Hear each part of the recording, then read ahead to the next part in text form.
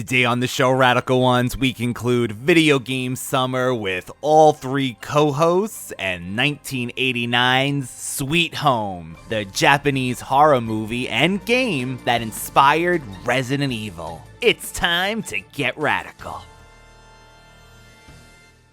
It has begun! This is where I start to have fun. Well, excuse me, princess. My name is Alice. I work for the Umbrella Corporation. The day Bison graced your village was the most important day of your life. But for me, it was Tuesday. Fatality. Shadow Demon, you shall not pass. Hey, paisanos, it's the Super Mario Brothers Super Show! Finish him.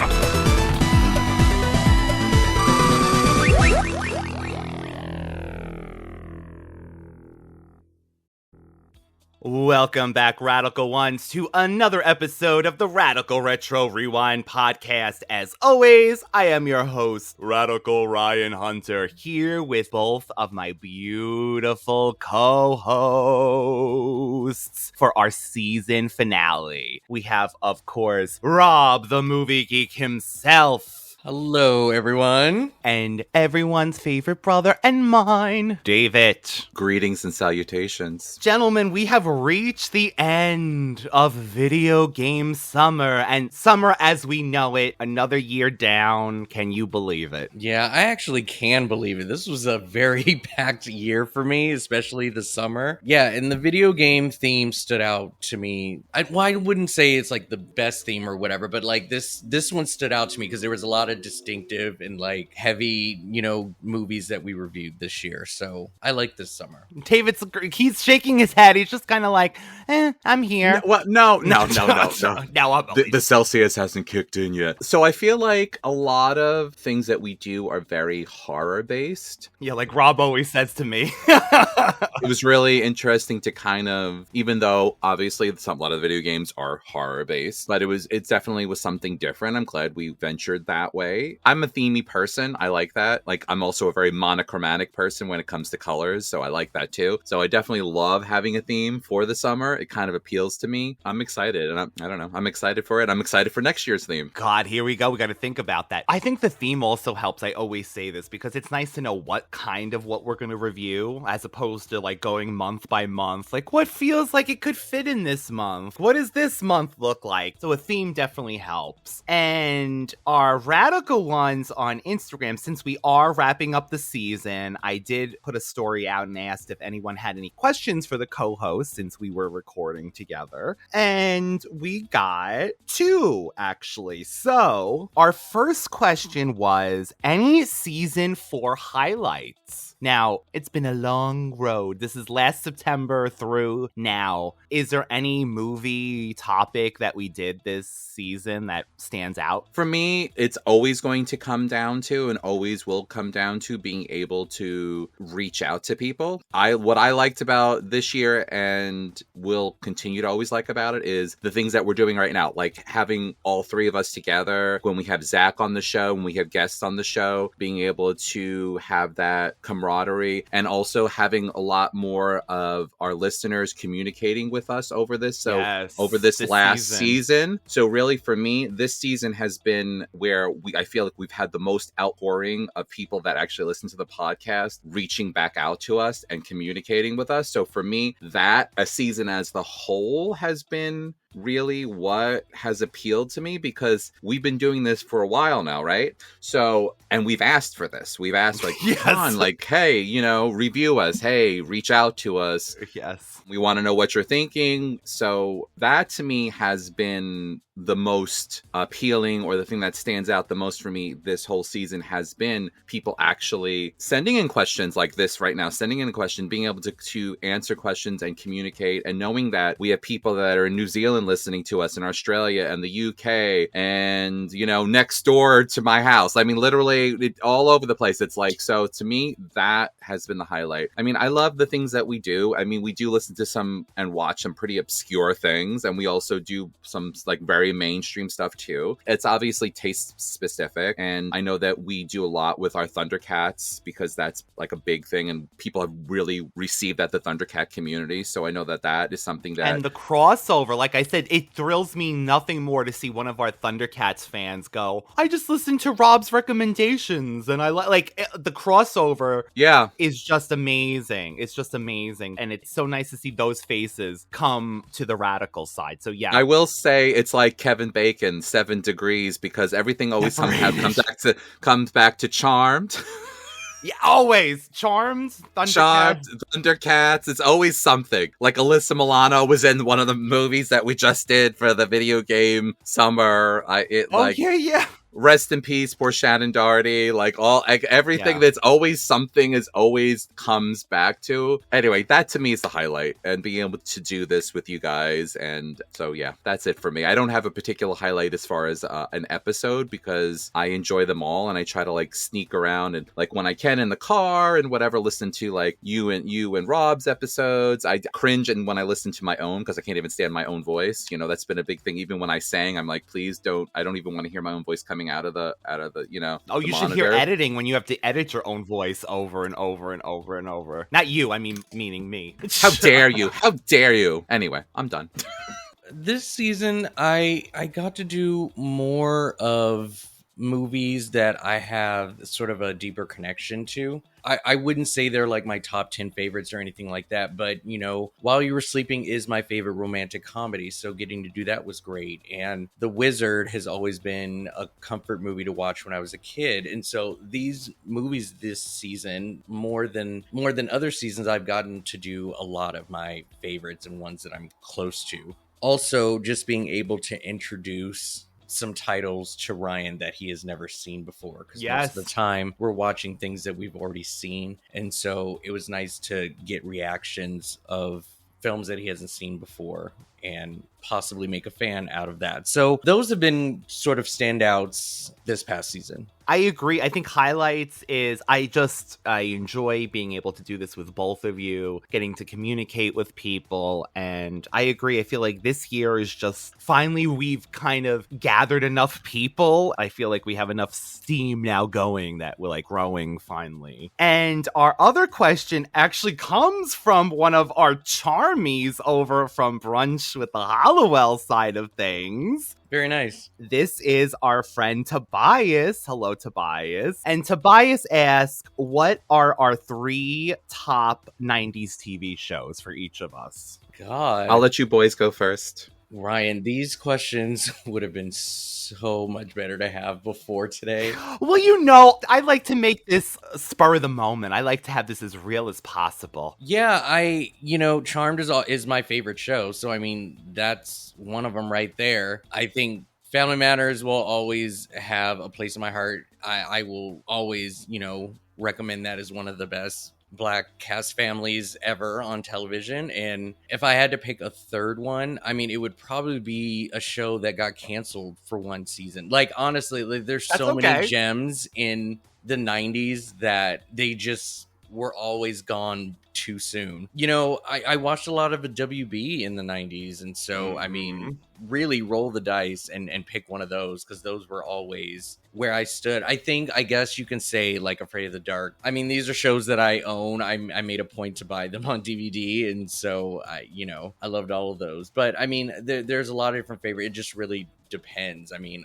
I've been rewatching Martin and Living Single over again, and I will always watch those anytime I need a good laugh or a bedtime story. I have to say Charmed, of course, Buffy, and Sailor Moon. Solid. And just to be easy, just to be like whatever would I think of on a daily basis if I were to think of 90s.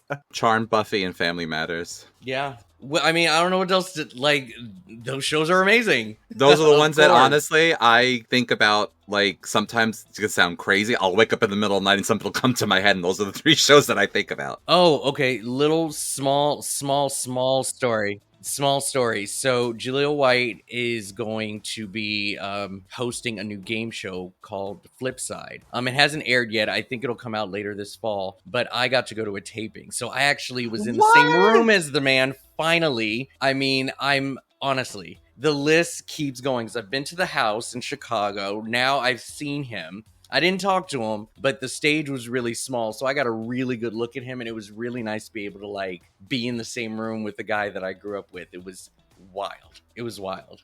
First off, I think that's so smart to have him host a game show or a game, because I think that's a perfect personality segue to do that, like games. Wow. Yeah. Please let us know when the episode airs. Well, I mean, so what they do is they film like a ton of them within like a month, right? And because there's really no timestamp or news to really hone in on a day, so you just film it all within like 4 or 5 months, and then you go and take a break for an entire summer while they all air one by one, right? So so this might be a daily show, like exactly. Like so a work day, you could honestly film maybe 6 episodes in a work day, and then and just do it again until you have a full season, and then you just go on break. And so that's how they do game shows. And so I stood in for 2 episodes.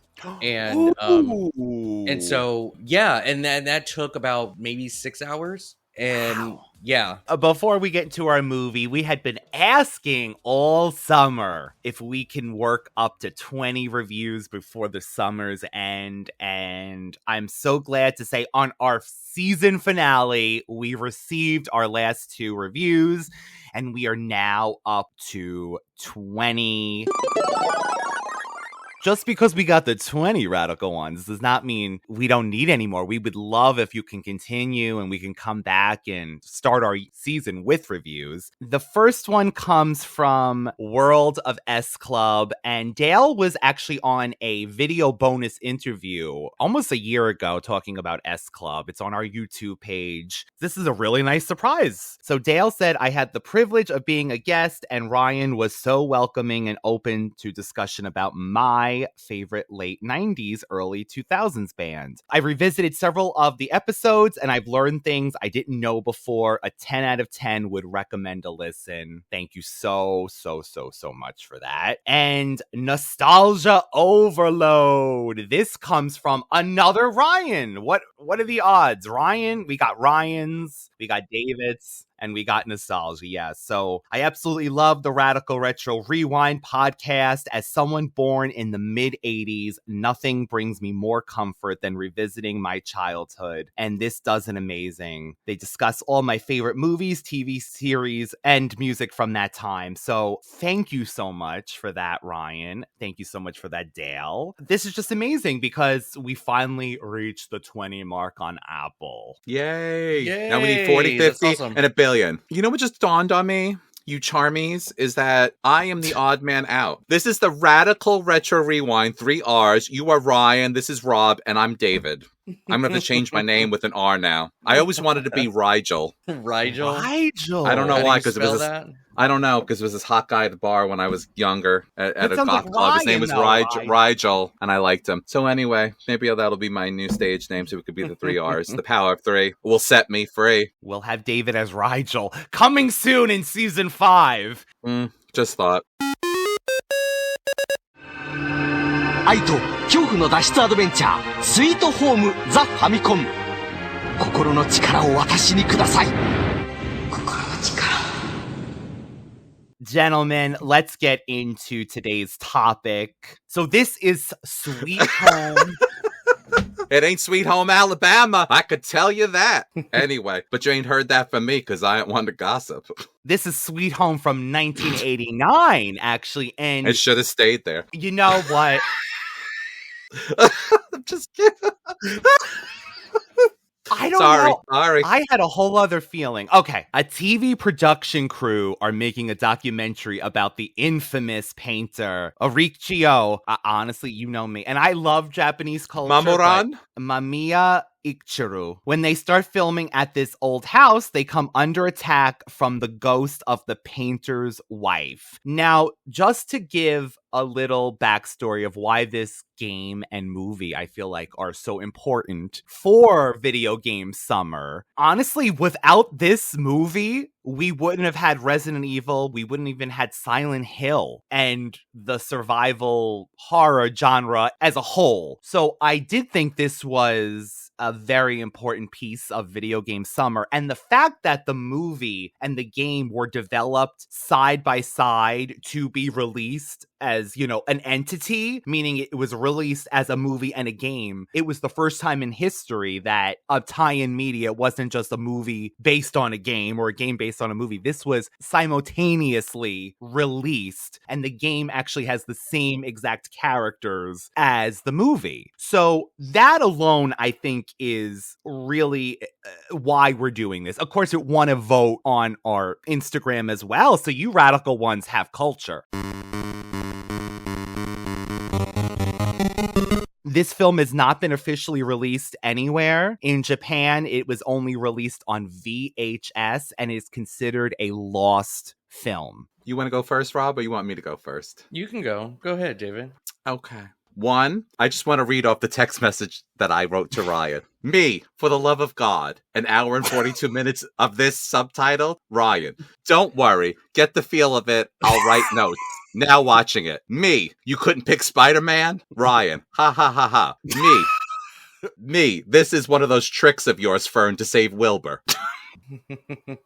So towards the end of the movie, I actually did like the movie. I know I'm making a big deal about it. Near the end. Okay. I did like the movie. You're going to laugh, but do not take this the wrong way. But okay, it was an hour and 42 minutes. I was under the gun to get this done and watch it. I watched it on my iPhone through YouTube, and I did press the button that makes it go 2 times faster because it was subtitled, and I do obviously can read really fast. So I was able to watch it 2 times faster and still watch the whole movie. And I suggest anybody that wants to watch it that way will still be able to read all the subtitles and enjoy the movie and be able to cut down on the time and be able to cut down on what I appeared to be some of the things that not necessary to the movie. Actually, towards the end, did enjoy it. You know what? It's okay. So this is going to sound funny. So I don't know. Some of you know them. Have anybody ever seen the movie Uzumaki? No. So if anybody have ever seen that movie, if I like that movie, I would be hypocritical to not say I didn't like this movie, but I did. But I felt like it dragged on a lot, and I felt like some of the stuff was like, I don't know. And a lot of these movies have that, like this almost like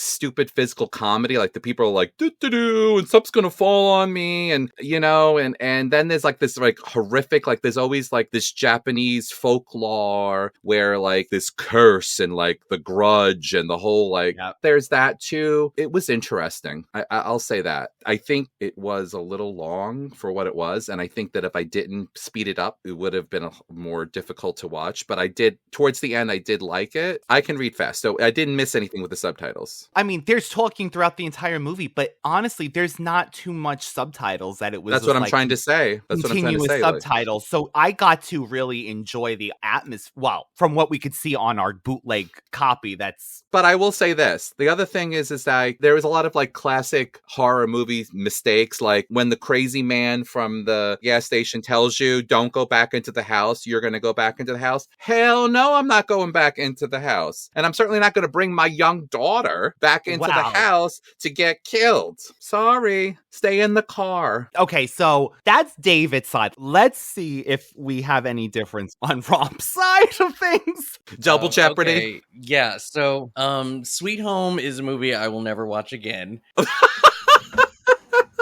But here's what I'll say about it, right? Like, for a movie that is subtitled, and just sort of the way that I watch movies now and again, like sometimes I'm multitasking or trying to do certain things all at once. And so when I have to watch a subtitled movie, if I do not have enough rest, like it's over and done, like I'm falling asleep, and it doesn't matter what the movie is. And so it doesn't necessarily say, you know, just how good or bad this movie is. It's just, it's going to take me multiple tries to watch this because I have to really pay attention. And then once I'm focused, like I get really tired and I will pass out. So it took me a couple times to watch. And I think what ended up happening is that almost half this movie had nothing going on as far as the horror aspect of it. It took them a very long time to get to the house. And as far as the story and the buildup of these characters, none of these characters were interesting to me. So it was hard to even build a compassion for these people. And the only thing that I had was like, humans shouldn't die. So like, of course I don't want them to die, but there was nothing else really going on in their lives. They had a couple of clues and hints to their story. They found that the paintings that they were searching for were sort of done in a weird way, or the type of way that he was painting would change throughout time. And they didn't understand why, but they did notice a discrepancy in his sequence of paintings that kept popping up, right? So that was one thing that they added. There was nothing else to allude to the curse or anything else. All of a sudden, you know, the ghost is released and then hijinks, but there was no story to really keep you interested and involved until all the chaos happened. So with that being said, I enjoyed this movie for the special effects. I think the effects were amazing, so good, right? I really enjoyed all of their practical effects that they used in this movie. And we'll get to it, but you know, that big scene where they finally killed people, that was the epitome of this. Like, that right there was everything to me. That was so good. But other than that, there was a lot of trips and falls. There was a lot of, you know, just dragging of the death scenes. It's like watching a Power Ranger change when you can just like get the hell out of there. It's morphin' time! Dragon Sword! Mastodon! Pterodactyl! Triceratops! Saber-tooth tiger! Tyrannosaurus! And there was a lot of just watching them disintegrate and blow up and do whatever, because us, the audience, needs to see what's going on. But there really was an excuse for them to sit there and watch them slowly die for like 3 or 4 minutes. And so When he's right like, go, there, fools, the man says you're an idiot, go!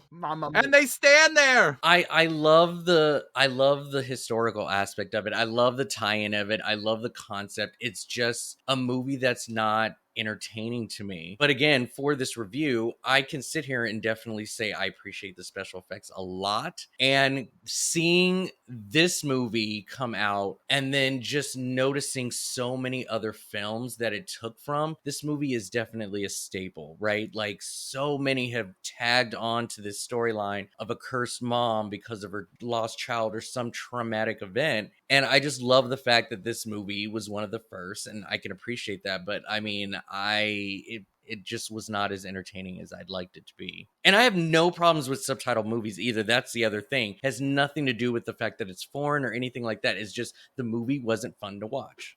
Done. That's it.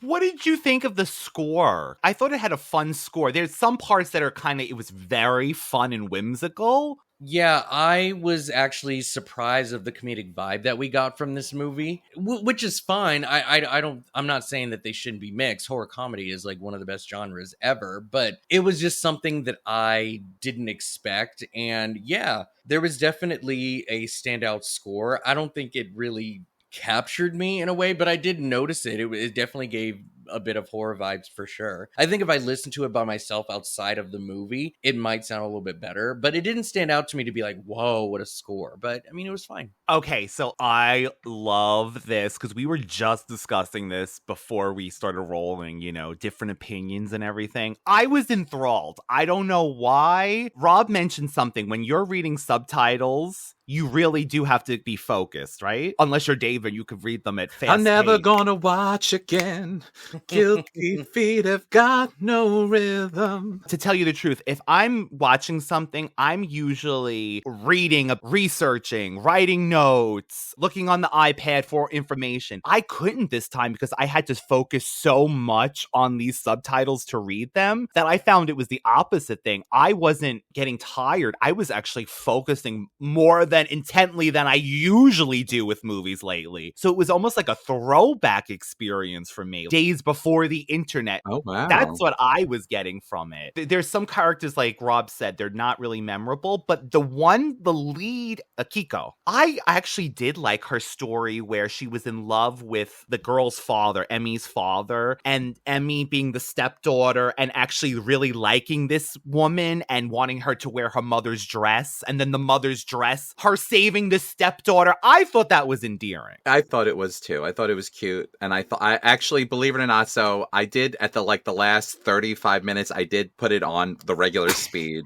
The last 30 minutes is when you could really watch it. And I did listen to the drunkard gas attendant / spiritual whatever who was crushing the bottle after doing his song.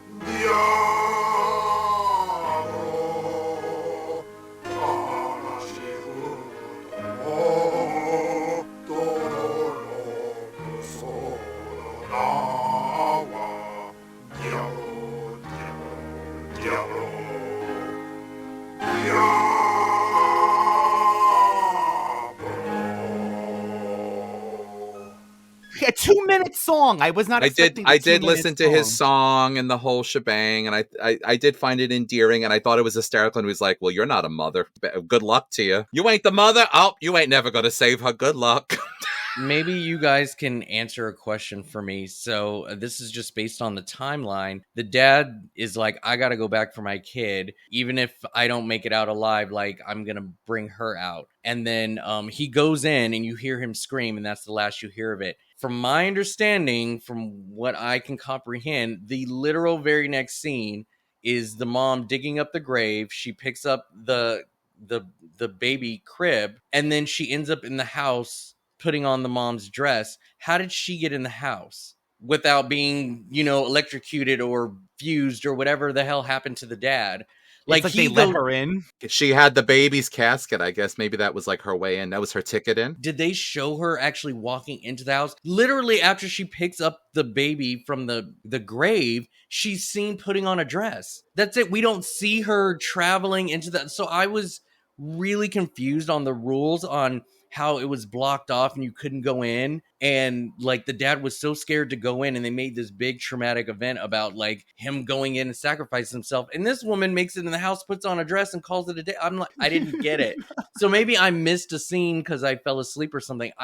I'm confused. No, I think that's what it was. It was just, she just got in. Like, I think it was the ghost was distracted with the father. There were a couple of other scenes like that too, because the reporter, the researcher, I can't remember if she was just a reporter or just a... No, Rob, that was so confusing because she calls herself a reporter and then all of a sudden she's like, no, I'm an art expert. Yeah, an art expert. What is she? Okay, so she basically is wrapped up the whole time. She doesn't show anything besides her face. All of a sudden they cut to her, bathing, and she's got all this hair. And it's like, I had no idea what she looked like outside of her hood. And the only time that we do see her is when she was possessed. And so I had no idea who this woman was. I really didn't recognize her face without the hair. And so I was confused because she revealed herself to be possessed, and then she ended up in the grave. We didn't see her walk to the grave. We just saw her digging. And I'm like, is this the same woman who had the long hair in the bathtub earlier? And I didn't even know she was possessed at that time either. And then all of a sudden, when the baby collapses,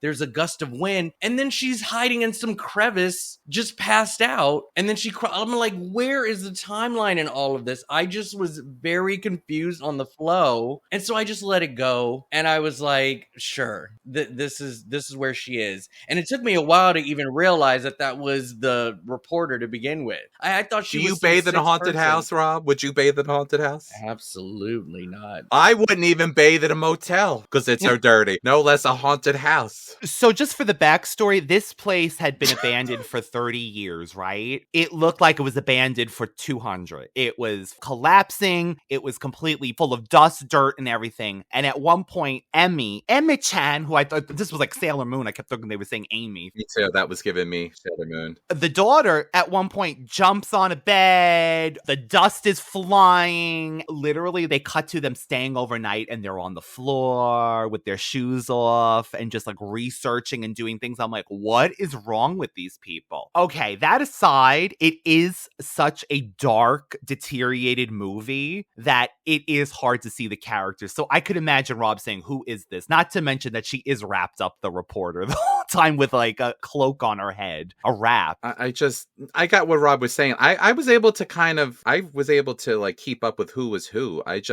Was she a reporter or was she an art expert? She changed. Well, the whole thing is her too. tune. There was like at the beginning, there was also that power struggle. She's like, "It's I'm running the show," and she's like, "No, there's a bunch of us. I do this, and you do this, and he does this. like You don't that. tell us that you're the only person running the show. It's all of us. We're a team." And I was like, she wanted it to be untouched too. I get it. If you're doing a documentary, she wanted everything to be untouched.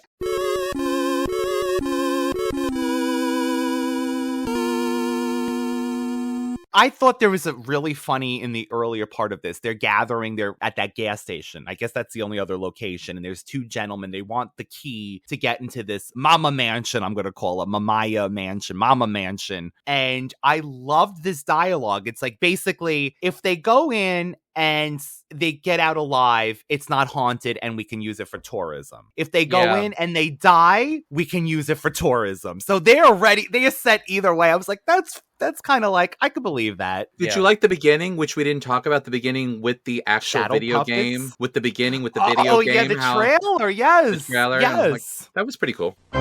日本映画の面白男伊丹十三があのスイートホームのファミコン化に成功したぞ。 The video game counterpart, each character, because we had our 5 characters, had a separate power. And get this, if a character dies in the video game, they are dead forever. And you lose that ability. And you have to find an alternative, which I thought was fascinating. It's very Jumanji, and I really love that aspect of it. Yeah, Jumanji Next Level did the exact same thing. Like, you had no choice but to co-op, and you needed everyone there to be able to beat the game. Otherwise, it would be very difficult without a certain skill. So did you get the gist though that as soon as you left the house you were safe though? As long as you were out of the confines of the building, you could be in the surrounding area, nothing would hurt you, right? Yeah, it seems like it. On the grounds, maybe, yeah. I just wanted to like... Well, no, she was possessed when she undug the baby, so I don't know. A conduit, yes, but I don't think she ever hurt anybody outside of the house, and so you definitely needed to be inside if she wanted to inflict any kind of pain. Don't go into the house. Don't go to Silent Hill. So the characters, by the way, in the game, this is what they do. Kazuo, who is our father, I believe. He's the team leader, the producer of the documentary. He wields the lighter, a very important item which can be used to burn down ropes and attack enemies. Taguchi is the cameraman who dies in this. Matter of fact, the characters, you have to make them live in this, and in the movie, they die, half of them. But he's the cameraman. He takes photos of the frescoes with his camera. He can also decode hidden messages in the frescoes. Akiko, she's the love interest in the movie and can heal team members with her first aid kit. She's the weakest member of the team. They should say she puts on a dress. Asuka, the art restorer. She uses her vacuum cleaner. She can clean dirty frescoes and remove broken glass. I saw that in the video game because I decided to watch about like 10 to 15 minutes of gameplay, and I did notice that one of the things was like you have to vacuum up glass, and I was like, this is very specific. So specific. Emmy, the daughter in the game, she uses a key which can open locked doors in the mansion. This mansion is gigantic. We could get into trouble if we get lost. We should start from the first floor, okay? And Jill, here's a lockpick. It might be handy if you, the master of unlocking, take it with you. Thanks. Maybe I'll need it. And oh my god, Yamamuchiya, the mysterious old man who operates the gas station. He gives the team aids in the later part of the game, and he gives you hints. So I love that this is literally the movie. So I wonder if the movie was made because of the video game, or was there a video game adaptation to a movie they filmed? There's actually a debate about this. Most people say that they were made at the same time with the same people. The other story is that they came out the same day. Other people say the movie came out first and then the game came out a month later. It's not necessarily the order, but just like, did the idea to make a movie come from the fact that they already had a video game in mind to make? No, this was literally made to be a game and a movie at the same time. So at the table, they were like, we are going to make a game and a movie. Yes. So it might not have hit its target per se, but again, the game is what we owe our modern horror games to. So in a way, it really does a landmark for gaming. Yeah, I just couldn't get over the dusty beds and the floors, and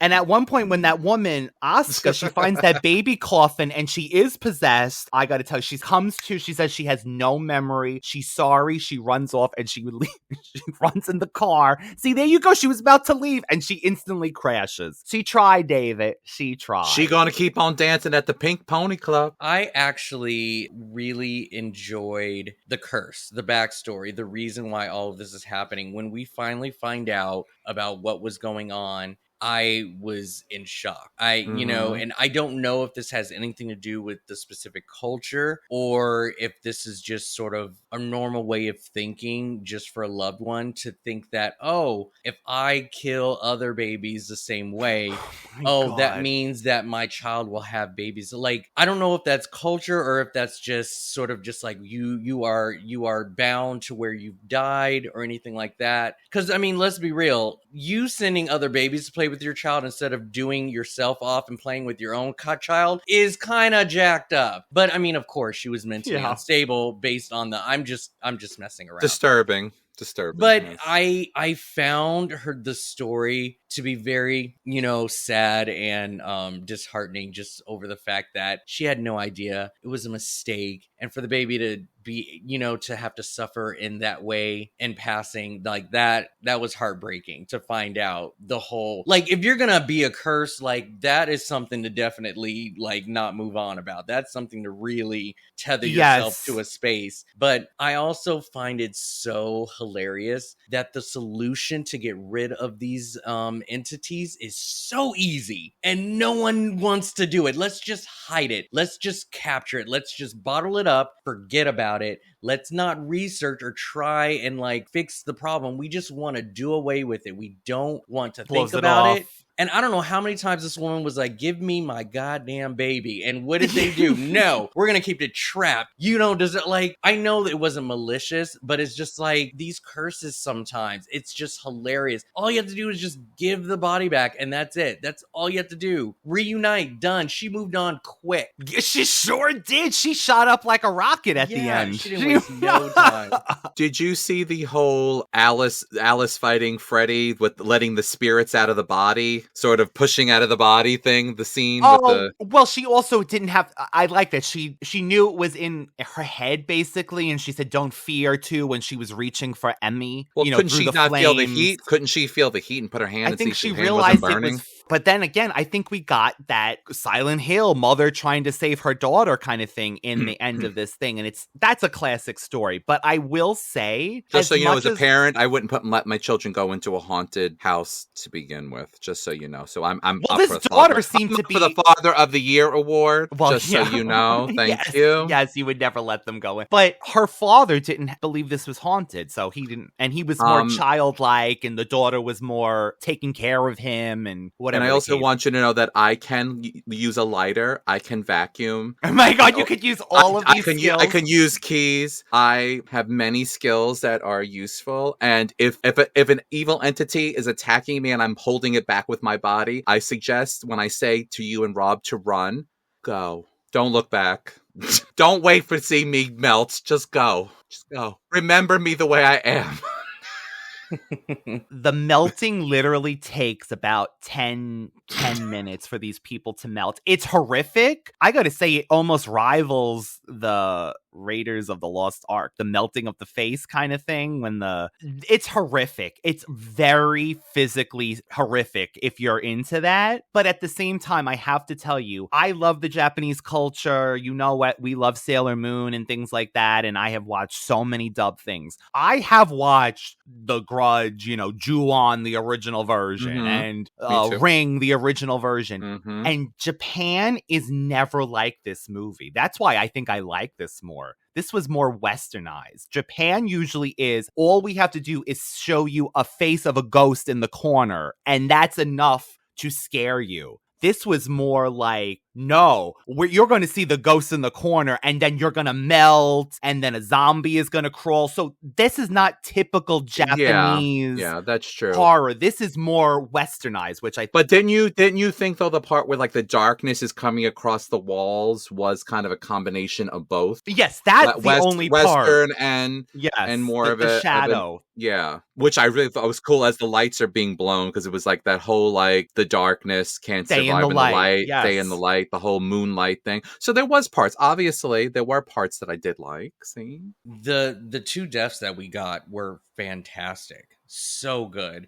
I don't know if our photographer or videographer was like a zombie or a ghost after he was cut in half and still trying to reach for it. Because he was very aggressive, but he did utter the words "help me." So I don't know if he was just stuck in his state of when he died. And so I remember hearing, rules about like when you die, you're sort of in that same emotional mindset into the afterlife. You're going to come with that same intensity, but it's going to be heightened, right? So he's obviously scared off his ass. So like, I'm thinking that's what happened after he died, and he just kept coming because she felt compelled to like end him because of how aggressive and scary he was looking. But he was saying like, help me. But like that in itself was really cool. And just her Final Destination death was fantastic. And let me just say, even when the axe was even introduced into the movie, I thought that was an amazing gag. It was a great gag. Yes. Well, yeah, because he opens the door and you see the axe kind of approaching. You're like, oh my God. And then it turns out to be him. So it's a funny moment, but it's actually a really creepy one. And then the axe goes onto the ground, like it almost hits him again.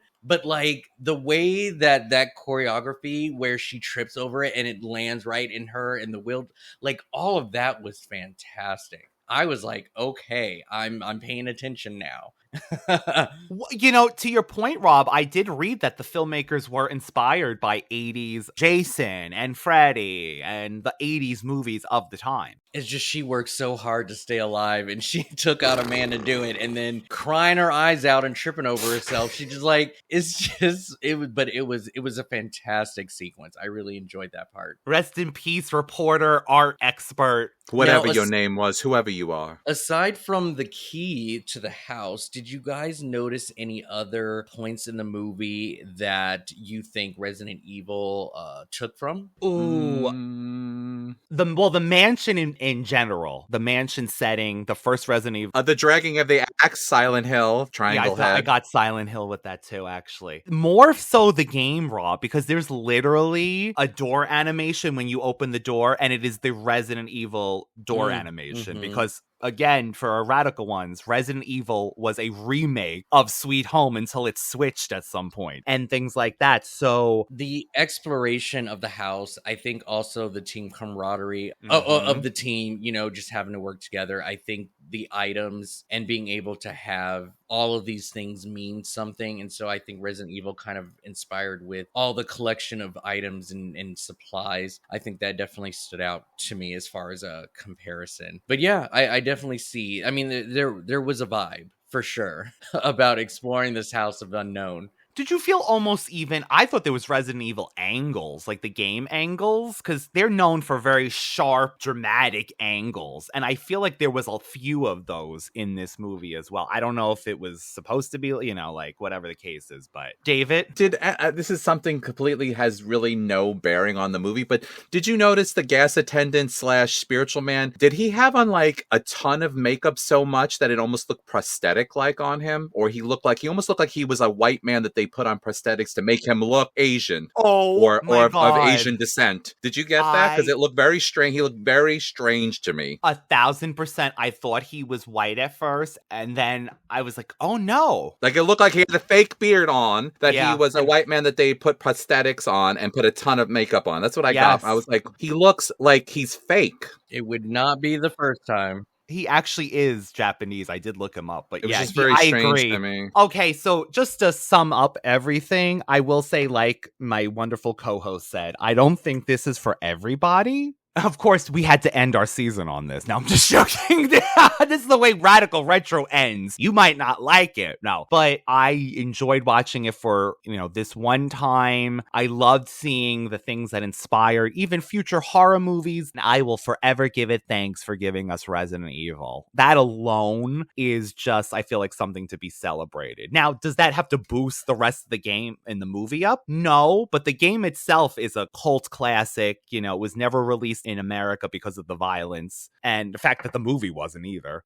It's nice to be able to watch a movie that inspired a game that has lasted many, many years afterwards.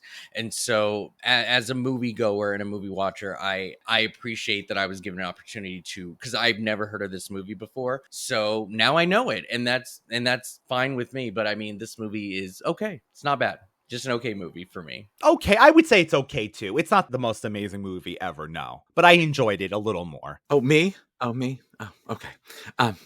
So I would say there are certain aspects of the movie. If you like this type of movie and this is something that is your jam, so to speak, I think that you would enjoy the movie. But what, Japanese fans or yes, like that because in all honesty, if you do like that type of genre of Japanese horror, then you probably would. Like I was telling, like for those you don't know, but you guys can look it up, Uzumaki, things like that. If you like this type of thing, then you would enjoy this. I think it was a little long for what it was, and I think that's what killed it. I think if it was an hour and 15 as opposed to an hour and 43 minutes or whatever it was, I think if they condensed it, because like Rob had said in the beginning, there was no big character development. I think they could have just started it literally there with the doorstep. Hey, like the camera crew ready to do this thing, blah blah blah, whatever it was. I think it would have been better. But I did like the aspects of like the darkness coming. I think like some of that, the special effects. I do love that whole like aspect of the mother and like that parental bond, and like I like a good curse not put on me. Yeah, personally. Yes, of course, a good curse.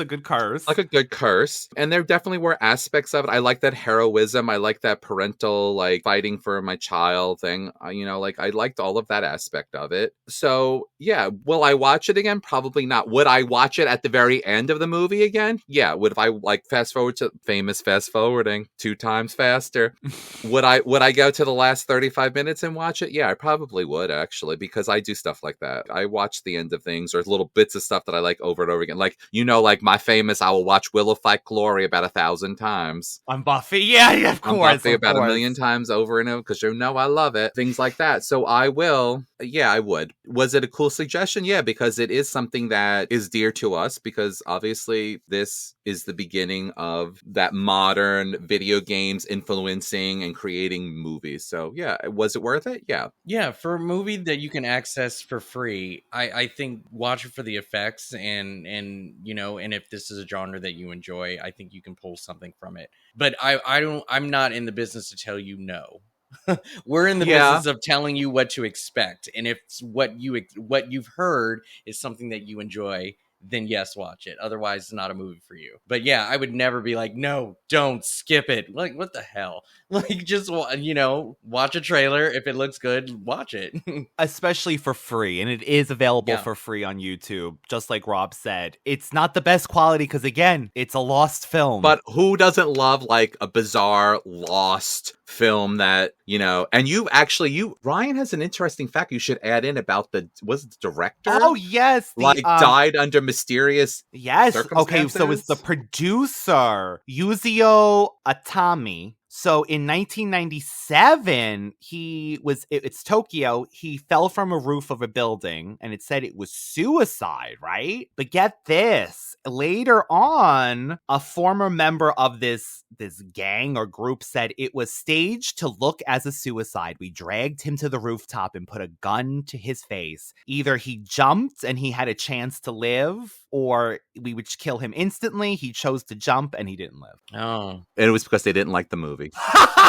No, can you imagine? It's because of the movie. No, it wasn't. It wasn't. It said something about he had been falsely accused of having an affair. I don't know. Was there any other cursed parts of the? You always No. folklore about the movie. Just Lady Mamiya and her corpse, which actually looked fantastic at the end. Again, if you want gruesome prosthetic / real life practical effects, ugh. And I love that. I'm not a CGI person. I do like some good practical effects. Speaking of that, the ending was early CGI where Lady Mamamuya, whatever, flies up Lady into Marmalade? the sky. Well, Her yeah, spirit, that was early CGI. It said the start of it. So along those lines, though, if you didn't like this movie, or if you did like this movie, Rob, do you have any recommendations for us? Rob's recommendations.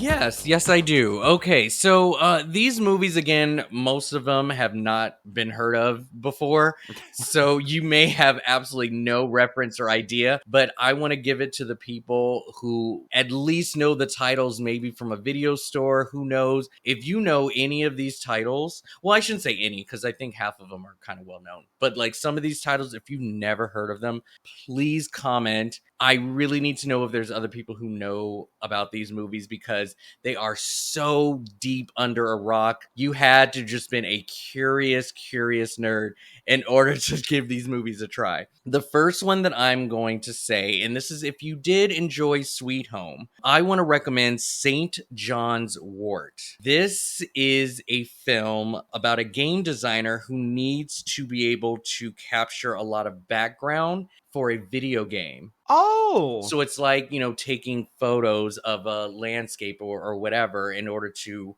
incorporate it into a video game. So him and his girlfriend go to this decrepit mansion that she just inherited, and she uses it as a background for a new video game called St. John's Wort. I actually own this movie because when I watched it, let me tell you, you want a movie that's like Resident Evil, this is it. This movie, to me, is the epitome of an inspired Resident Evil game. I'm telling you, the keys, the maps, the hidden plate, like everything fit. And because he's designing a game at the same time, the movie even is structured like a video game. Everything about it, to me, was just such a tie-in to how we navigate video game maps.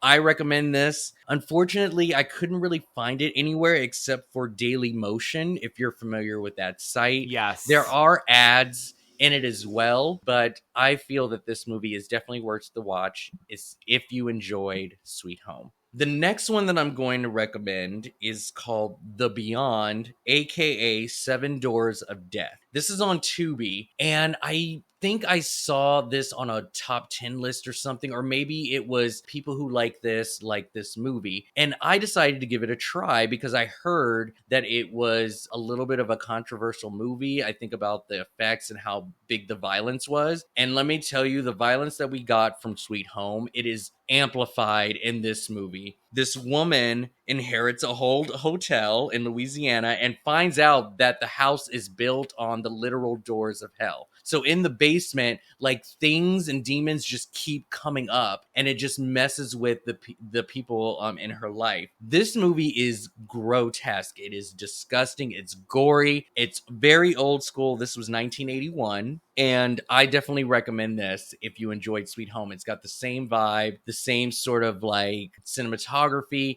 and the practical effects are amazing. This is Italian, right? This is... Yes. Fulcio something. I believe so, yes. The last movie that I'll recommend if you did like it is called The St. Francisville Experiment. This is another film that I actually own, and it's due to the fact that I worked at a video store, so it was easy for me to grab a copy. But this movie, okay, so do you remember, like, anytime a big blockbuster came out in theaters, there would be a for DVD, like, generic copy of it? Yep.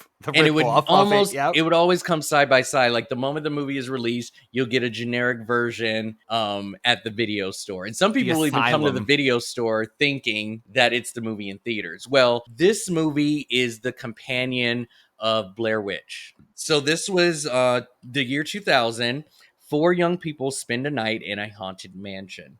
It's found footage. And let me tell you, there are some scary moments in this movie. If this is on Tubi, I definitely recommend watching this one. And I am a proud owner of it. I love it. I haven't watched it in forever, but I remember I was in Georgia. I lived there for about a year and a half. And this was one of the movies that I was able to grab from the video store. And I just fell in love with it. And it just gives off Blair Witch. I think you guys would enjoy this movie if you like the pacing and sort of the scary atmosphere of Sweet Home. Real quickly, if you did not like Sweet Home, these are some modern and more sort of like latest films with the same vibe, but you know, it's a little bit more to everyone's liking and not as old. I'm recommending Mama from 2013. Jessica Chastain, you know, everybody does horror. You gotta get your foot wet, and this was her movie. This movie is literally Sweet Home with a curse regarding a mom and her children.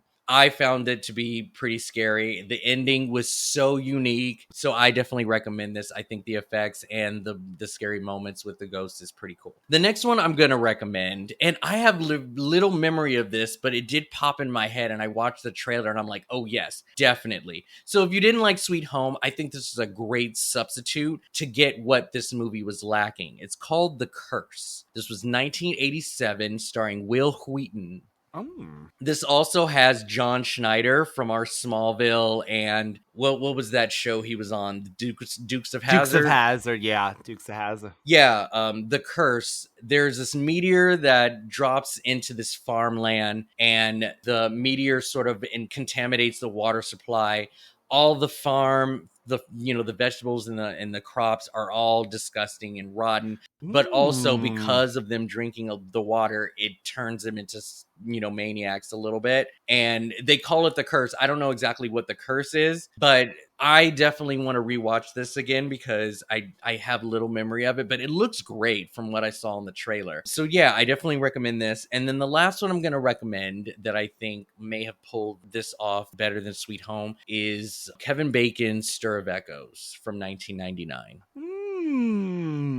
I think that movie is super underrated. We are not talking about it that much. And I think the ghost story, what happened to the girl that keeps her tethered, is fantastic. Just also the idea of without choice being put into the middle of this curse and having to deal with the visions and everything that comes with being trapped against your will with this story. And yeah, Stir of Echoes, great jump scares.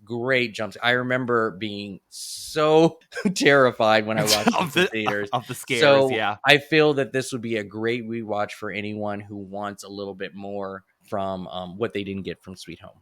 Love these. I was looking at the covers of a lot of them too, and the Curse cover has a great cover. This hand coming out of the ground. Yeah, squeezing this house. Ooh.